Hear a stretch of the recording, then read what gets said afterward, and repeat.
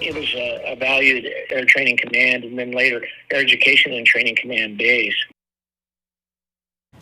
Considered one of the best places to learn how to fly.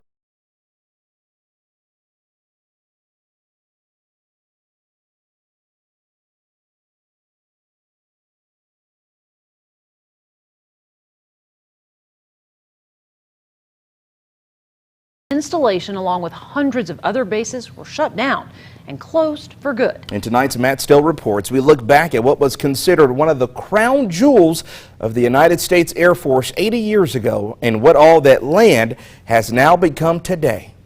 Some would think Hitler's rise to power in Europe wouldn't have much of an impact on West Texas. So turns out they would be wrong. Some of the early leaders of the Air Force loved the flying weather in Texas.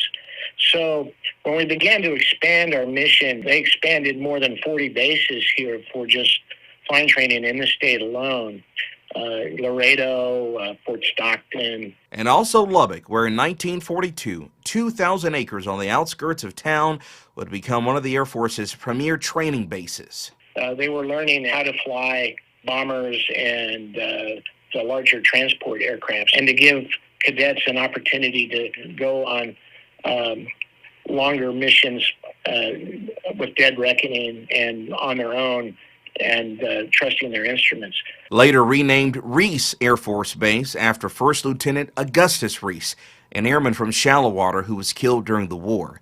The base would go on to train more than 25,000 of America's pilots. It was a valued Air Training Command and then later Air Education and Training Command base. And in fact, because of Lubbock and its amenities, it was people really enjoyed being stationed there, and the community was always very supportive.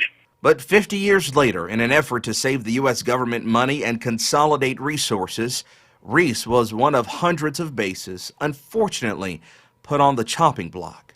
Each service had to designate bases that they could afford to lose. It was really a very hard decision to make, because now you're pitting bases, communities, and missions against one another. On September 30th, 1997, the base was officially closed. But 25 years later, a new purpose. We are creating jobs and bringing private investment to the region by repurposing the building, the assets of the Air Force Base. We do all that with no public money. We don't have any taxing authority. A unique situation that is now Reese Technology Center, home to entities like Lubbock ISD, Lubbock Police. Texas Tech has offices here, and so does South Plains College. And then we have a whole host of private companies, very large global organizations like KBR. We have a lot of biology, chemistry, physics labs that operate at Reese. So these 72 buildings haven't exactly gone to waste, but what won't be forgotten is the history this place holds and how what was learned here protected America for decades. Reese Air Force Base has kept pace with advancing flight technology and continues to be a significant facility in the overall United States military program.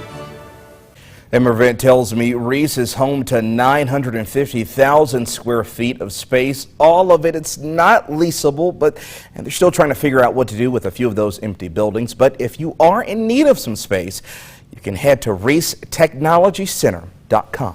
Here.